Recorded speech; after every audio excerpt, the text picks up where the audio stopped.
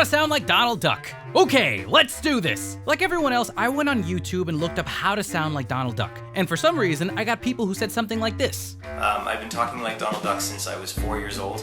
I pretty much was born able to do it. So what you're gonna do is And this kid's probably 5. Then there's one guy telling you to move your whole tongue to one side, another guy telling you to fill your cheek with air, and then there's just this little girl getting in the way of helping me learn how to sound like Donald Duck.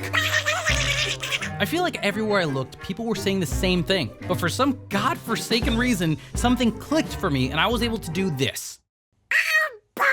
Hi everybody, my name's Kevin, and you can call me RicanFly. I was wondering what it was that helped me do the Donald Duck voice, and I realized that everybody's mouth is different. Everybody's got a different nasal cavity, tongue, jaws, you name it, you got it. Comprende? So the truth is that there's no exact way to do it, which means there's no wrong answers. You just gotta play with your mouth a little more. That sounded dirty. I'm sure most YouTubers have been telling you the same things. So instead of repeating what everybody else is saying, I'm gonna try to give you something weird, okay? And yes, you will look dumb doing it. I'm not telling you that this is the right way to do it. I'm just trying to change your mindset for experimentation. That makes sense. You've probably heard that you gotta make an air pocket in your cheek and push into it. And that's true. You do have to make an air pocket, but I think that's a few steps ahead of where we're supposed to start. If you just start by pushing the air right here,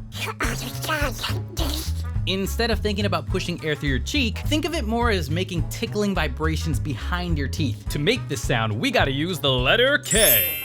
If you make the sound of the letter K, you can feel the back of your throat working hard to make that sound. Except here's the thing. You're probably using a breathy K. Stop it. Instead of doing conserve your air and do this. Kind of makes you think of Krabby from Pokemon. Notice that you're holding a lot more air in there to force the sound out. Now for part 2, I want you to choose a cheek. Which cheek is the right cheek? How do I decide? Dude, I don't know, it's not my cheek, it's your cheek. Think about what side you chew from when you're eating food. I think that'll help you out. My dominant cheek is my left one. Now here's the fun part. Now that you got that sound, I need you to visualize something. I need you to tilt your head towards your dominant cheek while making the K sound, letting the K slide to your teeth. Here's a visual of what I mean. You're letting it work on its own to, I freaking dropped it. You're just letting it slide down as you tilt, like that. That's it, simple, to the point. Okay, now I'll demonstrate. When I do it, it should look kind of like this.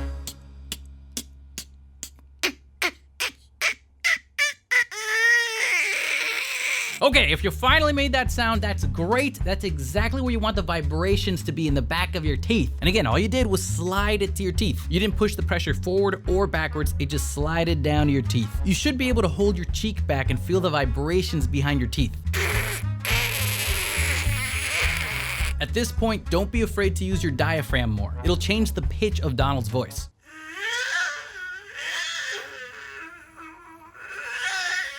Sexy. If you did it right, you're gonna notice that the back of your tongue helped squeeze the sound out. That's exactly what your tongue was doing when you were making the sound. Yet you can still move the front of your tongue around as much as you want.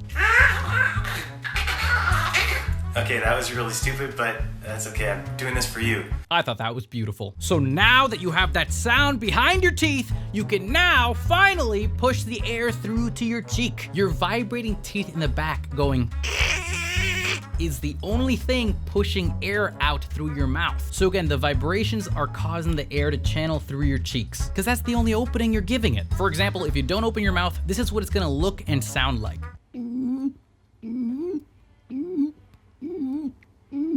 Now this is what it sounds like with an open mouth.